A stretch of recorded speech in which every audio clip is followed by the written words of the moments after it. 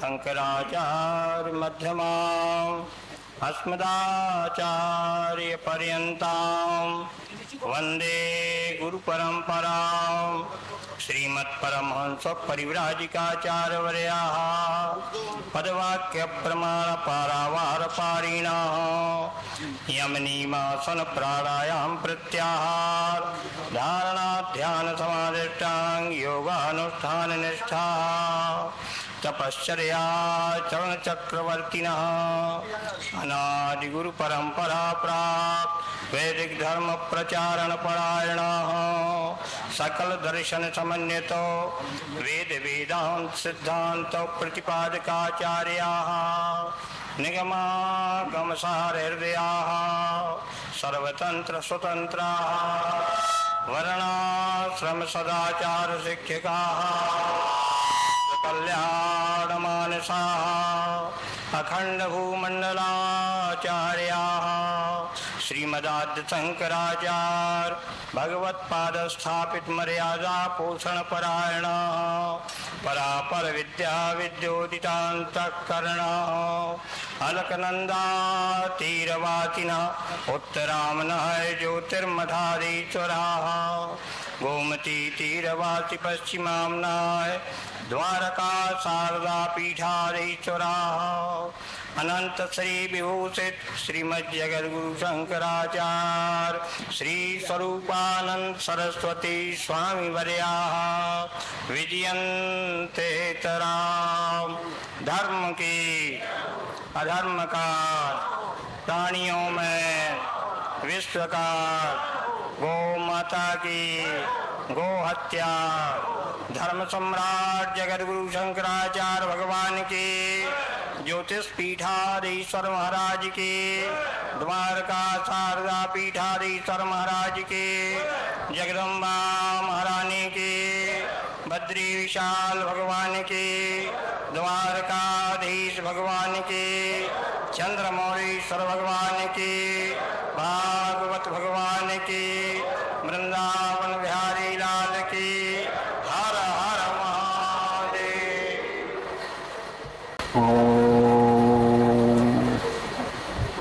शरणं सत्यसवर्णं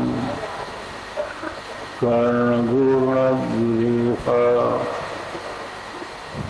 वलिकलिककपोलोद्दान नामाभिरामं गिरिशलिलसुताभ्यां ललितं नित्यमङ्के सदनशीलं शीले विघ्नराजम्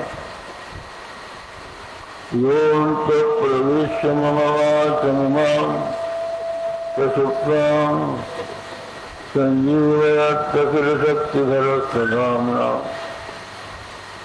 अन्याश्रयार्थशरणप्रदायिने नमो भगवते पुरुषाय तुभ्यं तद्दिव्यमभयं धाम सारस्वतमुपास्महे यत्प्रसादात् प्रलीयन्ते मोहान्वितमसत्सदः।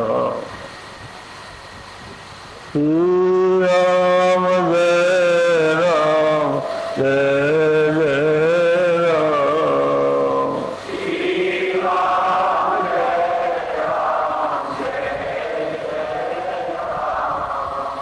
श्रीराम जय राम जय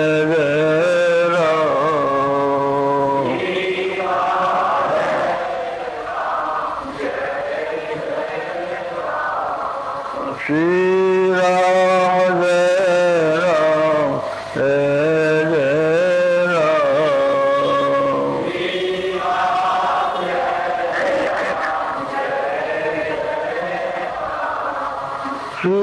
श्रीराम जय राम जय जय राम।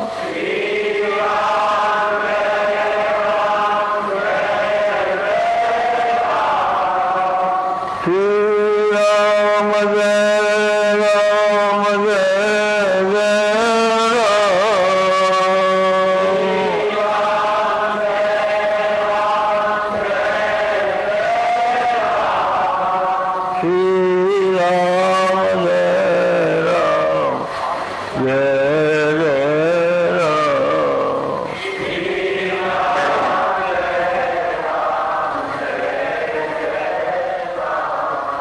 श्री राम जय राम जय जय राम।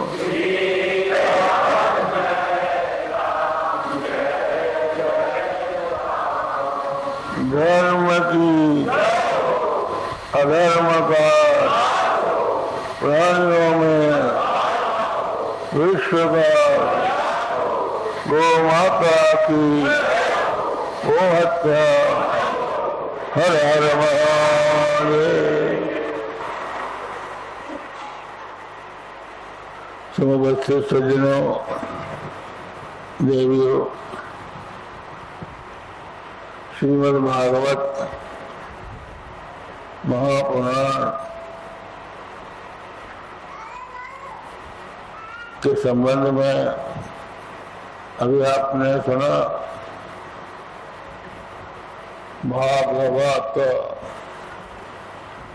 भाति सर्वेषु वेदेषु, भाति सर्वेषु वेदेषु गतिर्यस्य दुरत्नया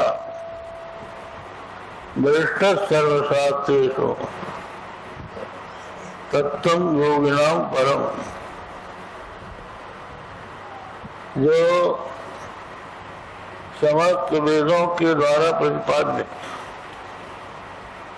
और इसका बोध अत्यंत दुर्गम है, अत्यंत कठिन है, और जिसका प्रतिपादक ये भागवत पुराण समस्त शास्त्रों में श्रेष्ठ है, और जो इसमें प्रतिपाद्य है वह योगियों का परम तत्व है, कृष्ण है। ऐसे श्रीमद् भागवत के श्रवण का ये आज से अवसर मिल रहा है। ये श्रावण मास का महत्व श्रवण में, भगवान की कथा का श्रवण इस मास में किया जाता है। बहुत से लोग चातुर्मास व्रत करते, उस व्रत के कुछ नियम होते हैं, लेकिन उन सब नियमों में श्रेष्ठ यह नियम है कि अपने कर्ण कोणों में अपने कर्ण के पात्रों से भगवत कथा अमृत का पान किया जाए, श्रवण किया जाए। एक बहुत ही महत्व की बात है। ये बताया गया है कि भगवान का जो अवतार हुआ है वह अवतार परब्रह्म परमात्मा का साक्षात्कार कराने के लिए हुआ है। दुरधिगमात्म तत्व निगमाय तवत् तनो, दुरधिगम जो आत्म तत्व है उसके बोध के लिए भगवान ने अवतार धारण किया है। उनके अवतार में जो भी लीलाएं हुई हैं, जो चरित्र हुए हैं, चरित्र महाअमिताभ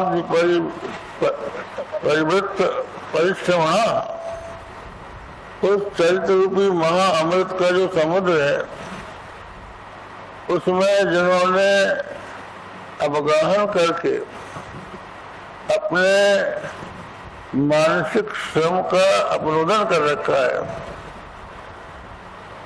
उनको इस प्रकार का आनंद श्रीमद् भागवत के श्रवण से मिलता है कि न परिनिषंत के चिदपवर्गमस्मपीश्वर थे। वो अपवर्ग की, मोक्ष की भी इच्छा नहीं करते और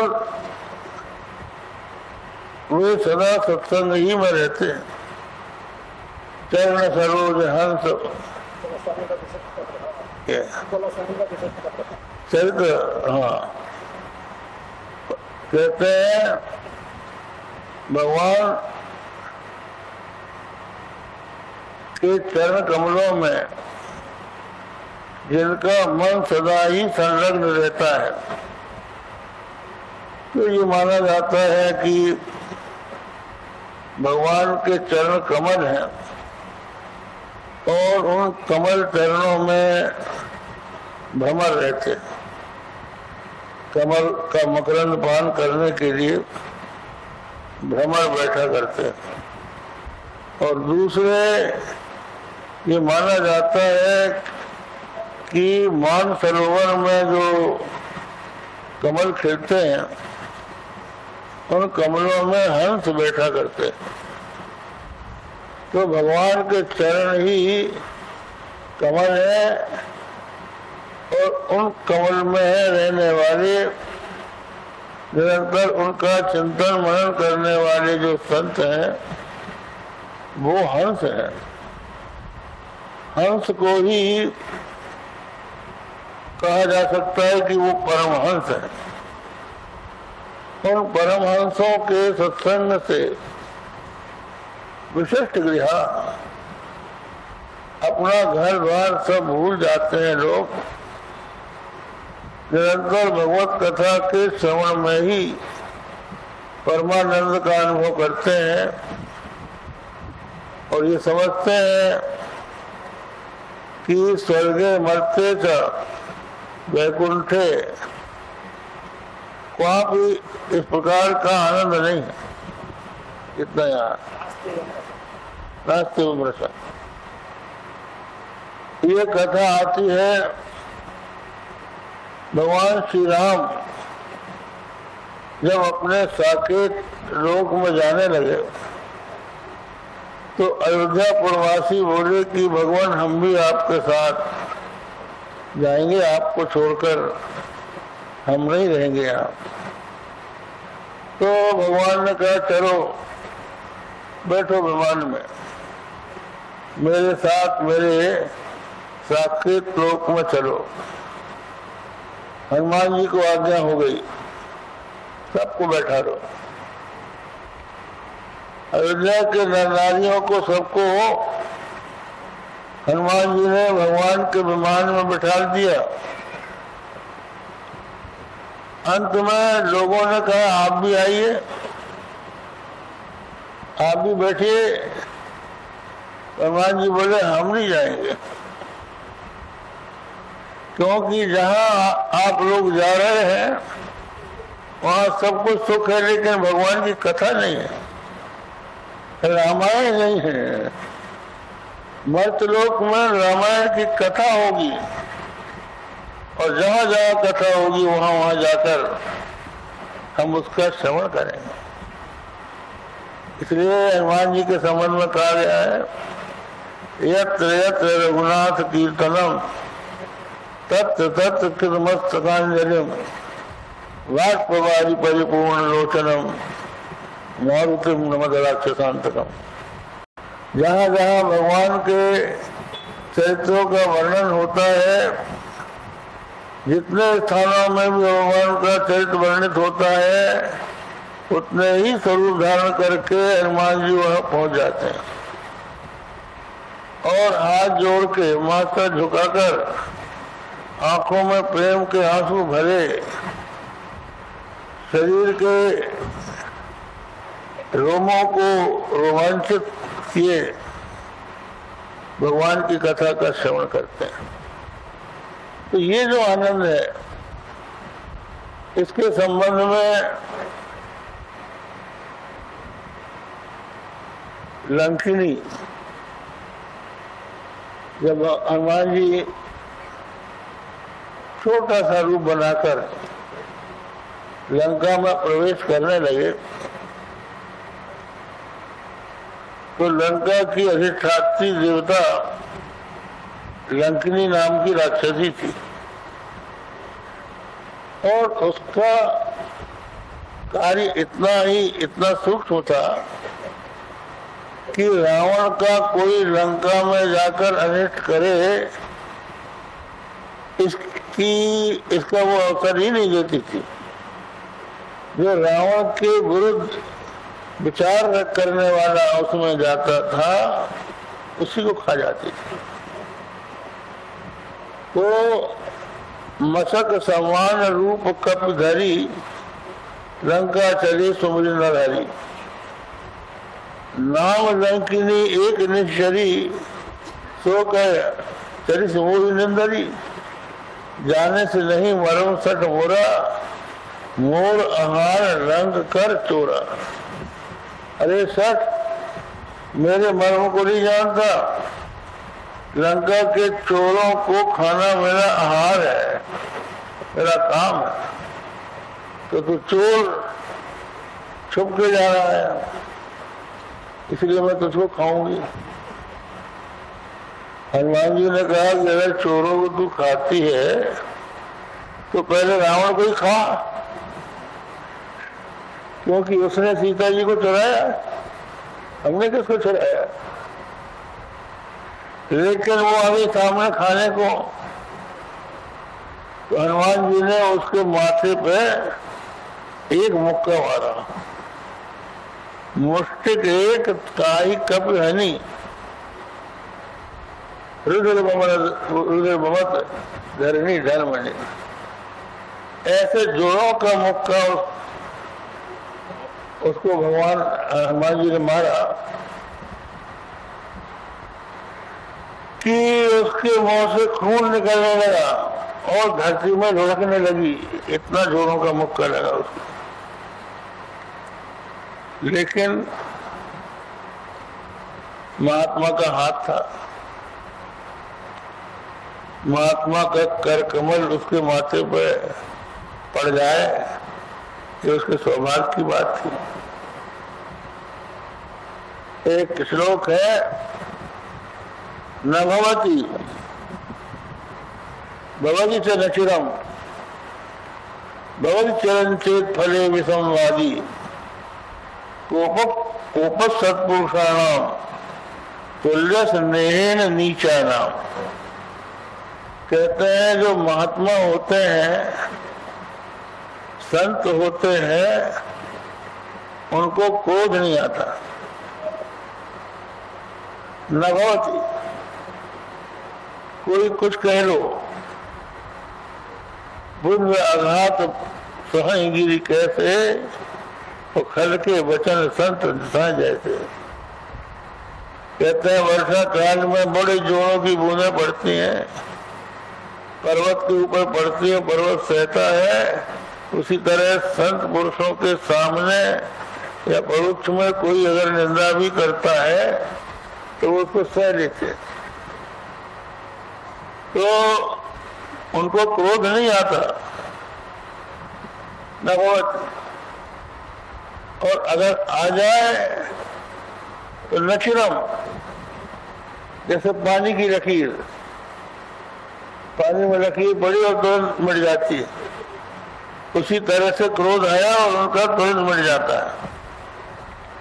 और कहा अगर क्रोध रुक गया तो का फले विसंवादी, जिसके ऊपर क्रोध करेंगे उसका कल्याण ही करेंगे।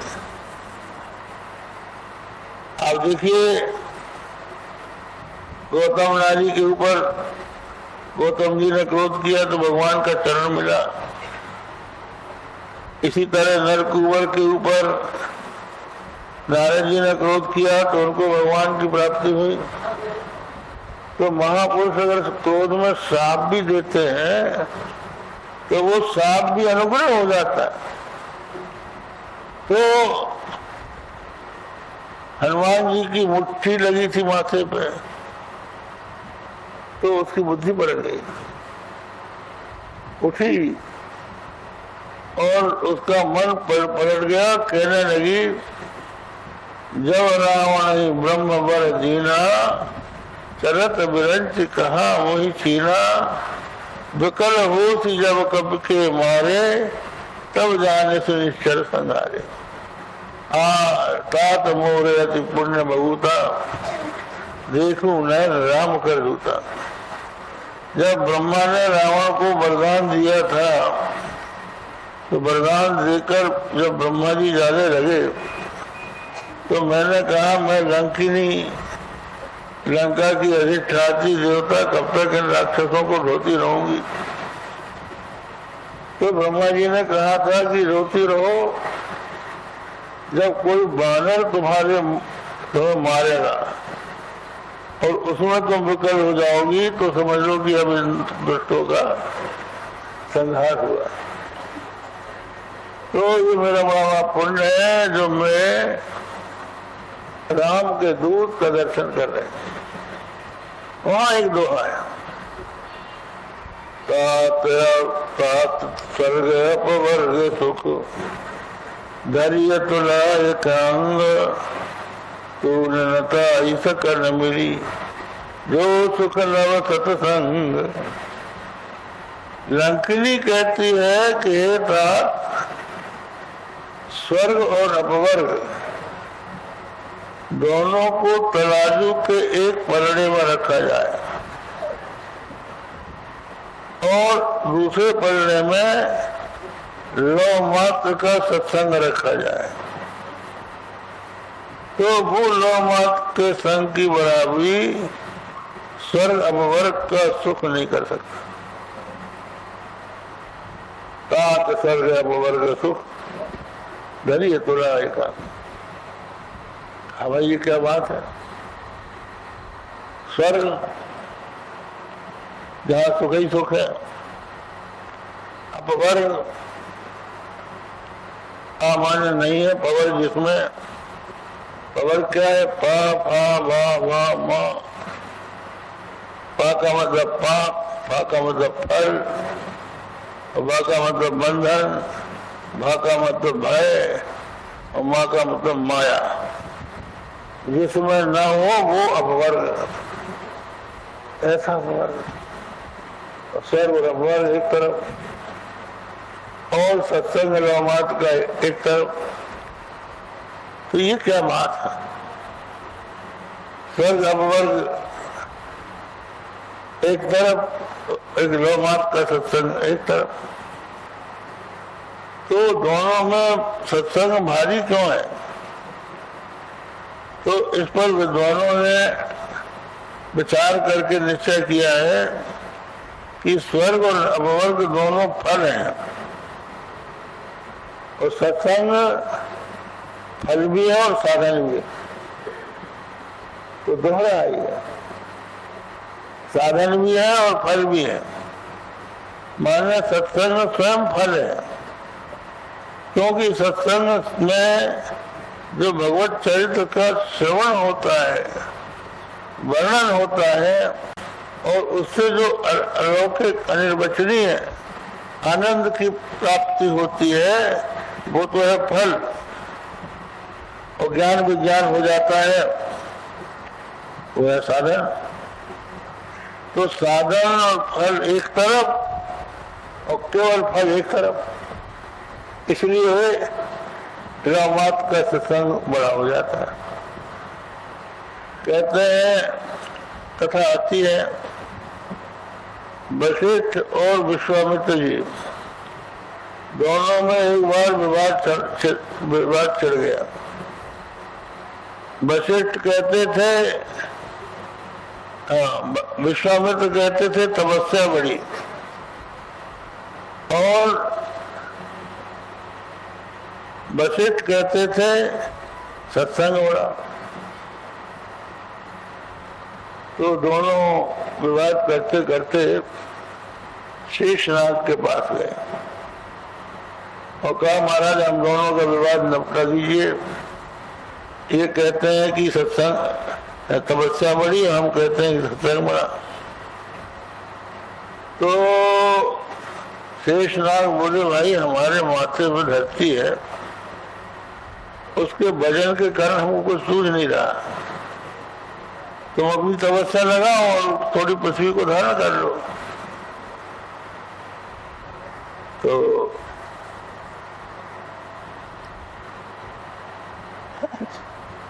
विश्वामित्र जी ने 60,000 वर्ष की तपस्या लगा दी, लेकिन धरती एक तिल भी नहीं उठी।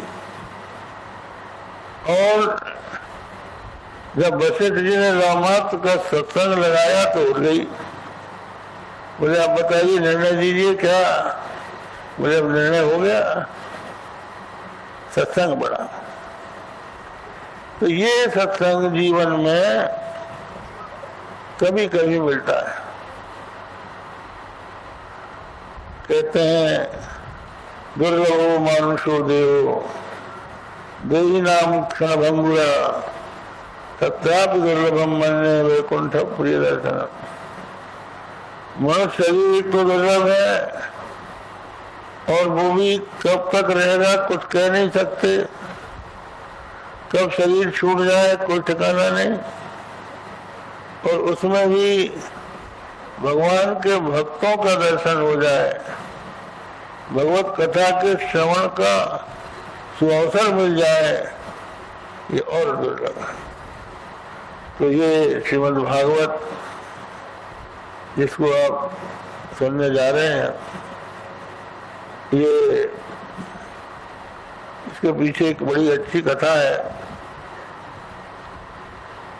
कि नारद जी पृथ्वी में भ्रमण करते करते एक बार वृंदावन पहुंचे। वृंदावन में उन्होंने देखा एक तरुणी नारी बैठे बैठे आंसू बहा रही है।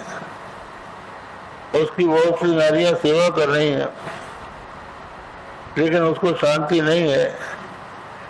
और दो बूढ़े उसके सामने लेटे हुए लंबी श्वास ले रहे हैं। तो नारद जी ने देखा ये क्या बात है। तो वहां जाकर पूछा कि आप कौन हैं और ये कौन है जो कि लंबी सांस ले रहे हैं, पड़े हैं। तो वो बोली मेरा नाम भक्ति है, मैं उत्पन्नक विद्यम कर्नाटक के गता क्वचित क्वचन महाराष्ट्र गुजरे जीर्णतांगता। मेरा जन्म जबड़ देश में हुआ, उसके बाद कर्नाटक में बढ़ी, फिर महाराष्ट्र में आई और गुर्जर देश में आकर मैं बूढ़ी हो गई। तो मेरे पुत्र भी बूढ़े हो गए। फिर वहां से मैं चली तो वृंदावन आई। वृंदावन में आने पर मैं तो तरुणी हो गई, लेकिन यहाँ कोई इनका ग्राहक नहीं है। ये ज्ञान और वैराग्य मेरे दो बेटे हैं, इनका कोई ग्राहक न होने के कारण ये बेचारे पड़े हुए हैं। तो मैं इस बात से दुखी हूँ कि मैं तो तरुणी हूँ, लेकिन मेरे बेटे बूढ़े हैं। यद्यपि मेरे ऊपर कृपा करके ब्रह्मा ने ये मुक्ति दासी दे रखी है, और भी कई नारियां हैं जो सद्गुण का प्रतीक है, मेरे समीप रहती हैं, लेकिन मुझे शांति नहीं है। तो नारद जी को दया आ गई और उन्होंने उन वृद्धों के कान के पास मुँह ले जाकर कहा, ज्ञानम प्रबुद्धताम शीघ्रम अरे वैराग्य प्रबुद्धताम। अरे ज्ञान उठो, अरे वैराग्य उठो। वेद वेदांत के घोष से, बारंबार गीता के पाठ से उनको उठाने का प्रयत्न करने पर भी वो किसी तरह से उठे और जमाई लेके फिर गए। इसको साधु बताएंगे। तो कहा आकाशवाणी ने भी कुछ साफ साफ नहीं बताया, कहाँ वो साधु मिलेंगे और क्या बताएंगे। तो नारद जी ने आश्वस्त किया भक्ति को और चले महात्माओं के आश्रम में। कुछ महात्मा तो ऐसे थे कि जिन्होंने कहा भाई जब वेद वेदांग के घोष से, गीता के पाठ से भक्ति का ज्ञान वैराग की निद्रा न खुली तो कोई उपाय नहीं। कुछ ने कहा दुर्गम है और कुछ ने मौन धारण कर लिया कि हम भाई आजकल मौन है, हम बोलते नहीं, मौन भूषण, मूर्खा से भूषण।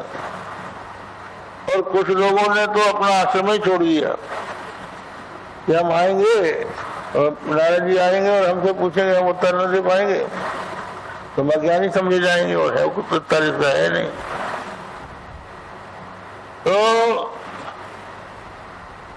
इस प्रकार महात्माओं की खोज करते करते बदरिकाश्रम क्षेत्र में जब नारद जी पहुंचे तो सनत कुमारों से उनकी भेंट हुई। सनत कुमारों से उन्होंने ये प्रश्न किया, उन्होंने कहा देखो सत्कर्म है श्रीमद् भागवत, श्रीमद् भागवत के द्वारा ही ज्ञान वैराग्य का दुख दूर होगा। श्रीमद् भागवतान मुक्ति सप्ताहे वाचनम कुरु, सप्ताह में इसका वाचन करो। तो फिर नारद जी ने श्रीमद् भागवत का श्रवण किया, गंगा द्वार हरिद्वार में जाकर, और उससे भक्ति का दुख दूर हुआ। तो इसमें परीक्षित श्रोता है और सुखदेव जी इसके वक्ता है। राजा परीक्षित बड़े धर्मात्मा थे, उन्होंने दिग्विजय की,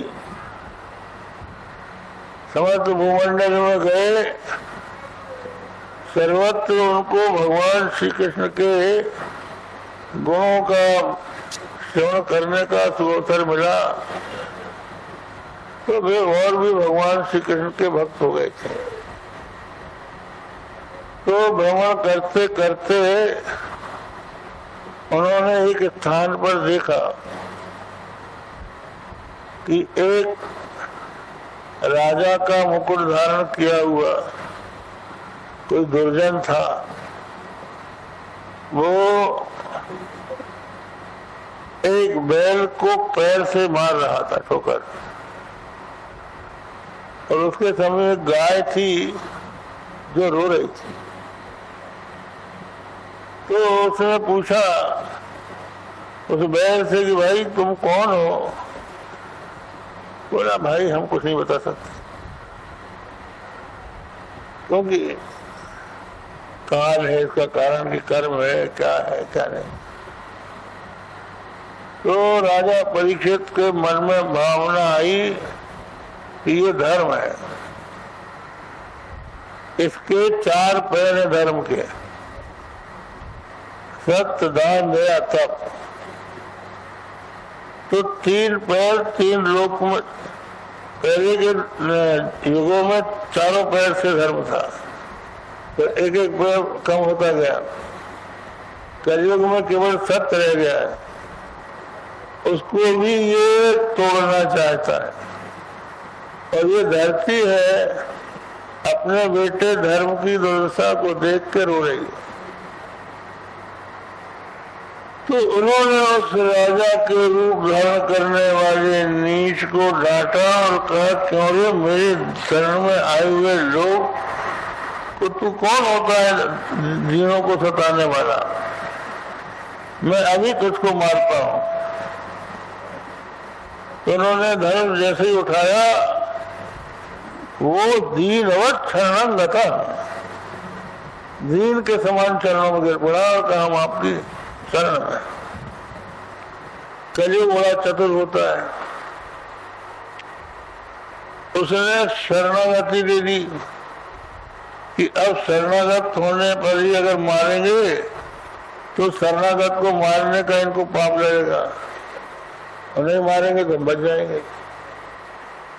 बहुत से लोग होते हैं ना, हम अपने शब्द को वापस लेते, क्या वापस लेते? कह तो सको ही। तो वो चरणों में गिर पड़ा। उन्होंने कहा अच्छा अब हम तुमको मारेंगे तो नहीं, लेकिन देश निकाला देते हैं, तुम हमारे राज्य को छोड़कर चले जाओ। तो वो चला तो गया, लेकिन थोड़ी देर के बाद फिर आ गया। कहने लगा महाराज हम रहे कहाँ, जहां हम जाते हैं वहां आप धनुष हमारे लिए दिखाई पड़ते हैं। इसका नाम शासन है, इसका नाम राज्य है कि अपराधियों को हमेशा इस बात का भान होना चाहिए कि हमारा कोई शासक। तो हम जहां जाते हैं वहां आप दिखाई पड़ते हैं, तो हम कहाँ रहे? सारी पृथ्वी में तो आप ही का राज्य है। तो उन्होंने कहा अच्छा जहां लोग जुआ खेलते हों वहां रहो। चला गया, फिर लौट के आया। कहा क्यों आया? कहा कि जगह छोटी है, परिवार बड़ा है, और कोई जगह बताइए का पानम, जहाँ शराब पी जाती है वहां जाके रहो। तो फिर चला गया, फिर आया। अरे अब क्यों आया? बोले जहाँ वेश्याएं रहती हैं वहां जाओ। फिर जाके आ गया। फिर बोला जब महाराज जगह और छोटी है। पुनः प्रयास माना है जात रूप मदात प्रभु। फिर से जब उसने स्थान मांगा तो राजा परीक्षित ने कहा जाओ सोने में रहो, स्वर्ग में रहो। सोना जो है ये भी मादक होता है। कनक कनकते 100 गुनी, मादकता अधिकाय, वह खाए बोराए है औरात है, वह पाए बोराए। कनक माने सोना भी होता है और कनक का धतूरा भी होता है।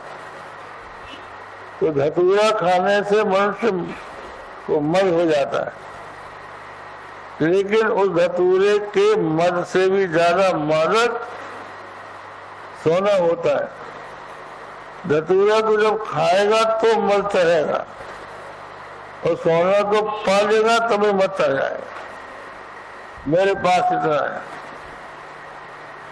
तो आप सोचिए आजकल लोग जितने आभूषण है सोने के अपने गले में नहीं पहन सकते, चोरों में डर से सब लॉकर में रखे और नकली पहने हुए। लेकिन अभिमान है कि मेरे पास इतना है। वो मद उसका तो बना हुआ है, शायद अब आपके हाथ में हो चाहे ना हो। तो उसको मौका मिल गया और राजा परीक्षित का जो सोने का मुकुट था उसी में विराजमान हो गया। तो एक बार राजा परीक्षित आखेट खेलने के लिए गए, वहां बहुत श्रम हो गया, भूख प्यास लग गई। तो शमीक मुनि के आश्रम में वो गए। मुनियों के आश्रम में जब कोई जाता है तो वो उसका सम्मान करते हैं, आतिथ्य करते हैं, अति सत्कार। ये महापुरुषों का स्वभाव होता है। तो उस समय शमीक मुनि ध्यान में निमग्न थे और ये भूखे प्यासे थे। तो इनके माथे पे जो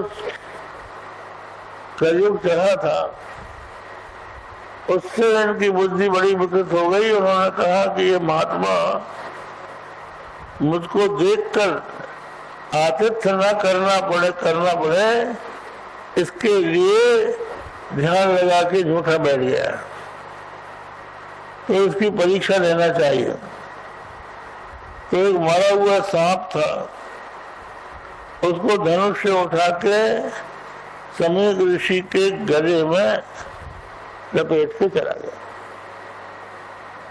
अब वो चला गया, इधर उसका लड़का जो था वो बड़ा तेजस्वी था, बालकों के साथ खेल रहा था, अपने ज्ञान की प्रभाव की बातें कर रहा था। बालकों ने कहा तुम बहुत बड़े अपने को समझते हो, तुम्हारे पिता के गले हुए राजा परीक्षित ने मरा हुआ सांप लपेट दिया, तुमने क्या कर दिया उसको? तो कौशिकी नदी का जल आचमन करके उन्होंने श्राप दे दिया कि आज से 7वें दिन तक्षक नाग के काटने से इसकी मृत्यु हो जाएगी। अब इधर राजा परीक्षित घर आए, जैसे मुकुट उतारा वैसे उनको लगा कि हमने बहुत भूल की। भगवान से प्रार्थना करने लगी कि महाराज आज ही हमारा राज्य को ये सब चला जाए, महापुरुषों का अपमान करने पर भी यदि हमारा कोई अनिष्ट न हुआ तो लोग बार बार ऐसा करेंगे, इसलिए हमको दंडित कर दो।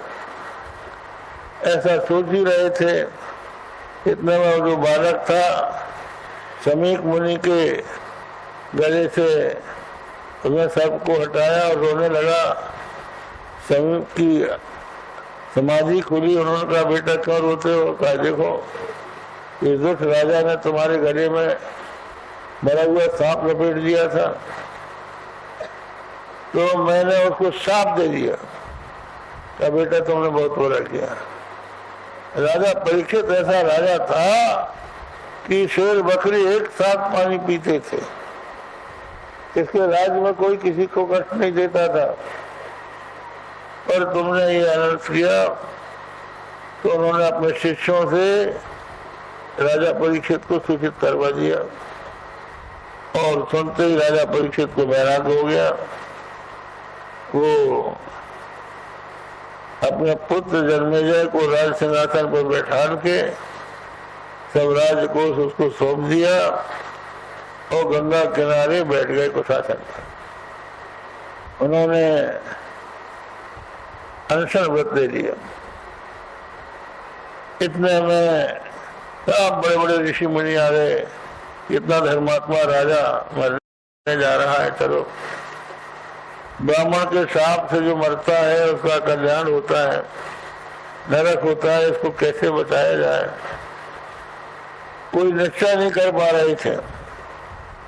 इतने में नारद जी ने देखा सुखदेव जी महापरमहंस ज्ञानी वन में भ्रमण कर रहे हैं। उन्होंने उनसे कहा कि सुखदेव जी इस समय राजा परीक्षित को ब्राह्मण का श्राप हो गया है, उसकी दुर्गति हो गई है, आप भागवत की कथा सुना के उसका कल्याण करो। बोले हमें क्या प्रयोजन है किसी से, किसी का कल्याण हो, हम तो अपना ध्यान में मग्न हैं। तो नारद जी ने कहा कि एक अंधा चला जा रहा था, जहां से वो जा रहा था उसके ठीक सामने एक कुआं था, अगर वो और आगे बढ़ता तो कुएं में गिर पड़ता, और एक आंख वाला देख रहा था। तो उस आंख वाले ने उसको न रोका तो उसको दोष लगेगा कि नहीं? लगेगा। तो तुमको मालूम है कि कैसे कल्याण होता है और तुम अपने आप को रोने लगा रहे हो, इसलिए तुमको दोष नहीं लगेगा। तो बोले ठीक चलते। तो 16 वर्ष की आयु में, बड़ा श्यामल शरीर, बड़े विशाल नेत्र, जिनके बाल बिखरे हुए, अवधूत वेश में जब सुखदेव जी आए तो जितने भी ऋषि मुनि थे सब ने उठ के उनको प्रणाम किया। राजा परीक्षित ने उनके चरणों में प्रणाम किया, उनकी पूजा की, ऊंचे आसन पर बैठाला और पूछा कि महाराज हमें 7वें दिन रक्षक के काटने से मृत्यु का शाप मिल गया है, आप हमारे कल्याण का कोई उपाय बताइए। जो मरने वाला है उसको क्या करना चाहिए। तो श्री सुखदेव जी ने राजा परीक्षित को श्रीमद् भागवत की कथा सुनाई और उससे उनका कल्याण हुआ। तो श्रीमद् भागवत में क्या है,